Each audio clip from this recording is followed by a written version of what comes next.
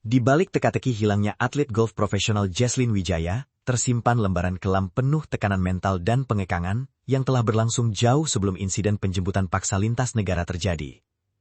Upaya mencari keadilan kembali disuarakan oleh sang kekasih, Evan, bersama tim kuasa hukumnya saat mendatangi kantor Komnas Perempuan di Menteng, Jakarta Pusat. Kedatangan tersebut bukan sekedar melaporkan hilangnya kontak Jesslyn selama lebih dari 2 minggu, melainkan membuka kembali memori kelam mengenai pengurungan diri yang pernah dialami sang atlet pada tahun lalu. Riwayat isolasi dan hancurnya karir profesional. Konflik pelik ini bermula ketika Jesslyn berada di kediaman ibunya. Selama kurun waktu lebih dari setengah tahun, ruang gerak wanita berusia 32 tahun itu dibatasi secara drastis oleh pihak keluarga.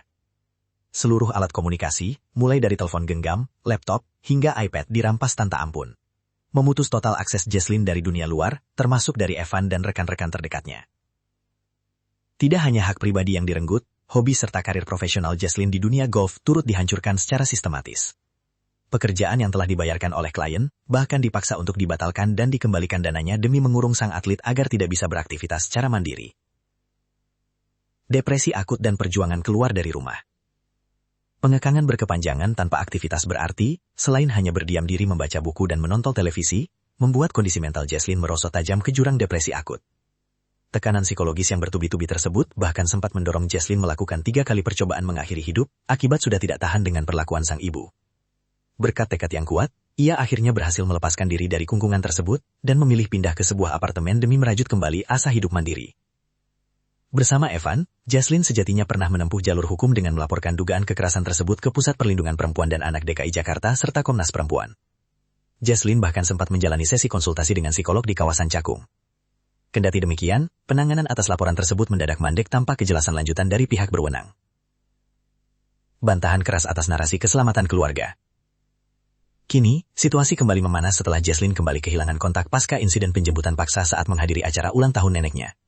Kuasa hukum Evan, Andi Darti, menegaskan bahwa tindakan perampasan kemerdekaan tersebut tidak berhenti di Jakarta, melainkan berlanjut hingga ke Kuala Lumpur dan Bangkok, tempat Jesslyn kini berada di bawah pengawasan keluarga. Pihak kuasa hukum dengan tegas membantah narasi yang menyebutkan bahwa Jesslyn berada dalam kondisi aman bersama keluarganya. Faktanya, hingga saat ini korban sama sekali tidak diberikan akses telepon, dilarang menghubungi teman maupun tempat kerja, serta tidak diizinkan mengakses akun perbankan pribadinya. Kondisi tersebut memperkuat indikasi bahwa perampasan kemerdekaan terhadap sang atlet golf masih terus berlangsung. Dia akan melakukan tindakan apa, mereka juga akan berkoordinasi dengan pihak kepolisian juga ya. Kalau dari Mas Evan sendiri gitu mungkin harapannya sebenarnya seperti apa sih, baik untuk Komnas Perempuan ataupun dari kepolisian gitu? Saya hanya memperjuangkan hak asasi manusia atas Jesslyn dan hak Jesslyn sebagai perempuan dewasa yang sudah berumur 32 tahun untuk bisa menentukan pilihannya sendiri, menentukan hidupnya sendiri, mandiri, ya kan, tanpa ada ancaman atau intimidasi dari pihak manapun. Jadi Jesslyn ini bisa hidup seperti layaknya manusia normal, manusia dewasa hidup di negara Indonesia. Kita tanya ulang ya. Ya, yang untuk sempat pernah ada laporan ke sini tuh laporan seperti apa sih? Jadi laporan itu Jesslyn ada di rumah ibunya, kemudian Jesslyn handphonenya dirampas, laptopnya juga disita oleh ibunya, sehingga Jesslyn tidak punya alat komunikasi apapun untuk berhubungan dengan saya ataupun dengan teman-temannya juga.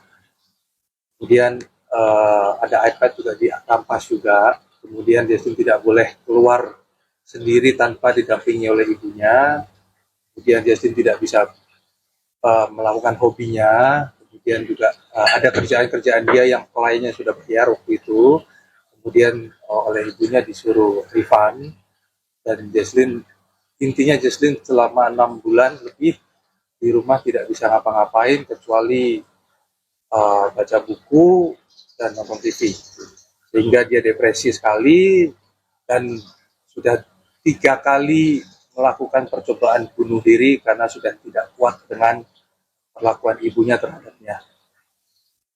Sehingga Jesslyn memutuskan untuk keluar dari rumah dan hidup mandiri, hidup sendiri. Itu kejadiannya bermulainya kapan sih? Bulan apa mungkin di 2025 itu awal? 2025 sekitar bulan April sampai bulan Oktober. Jadi bulan Oktober itu Jesslyn berhasil kabur dari rumah dan mau hidup sendiri. Pindah ke apartemen itu ya. Nah itu udah sempat buat laporan kemana aja tuh? Nah itu waktu kita bikin laporannya ke PPA DKI Jakarta. Kemudian itu juga katanya juga ngelink ke Komnas Perempuan.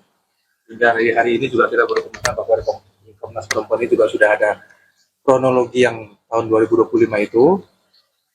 Juga kuasa hukum dari Jesslyn sendiri waktu itu juga sudah melaporkan ke Komnas Perempuan juga.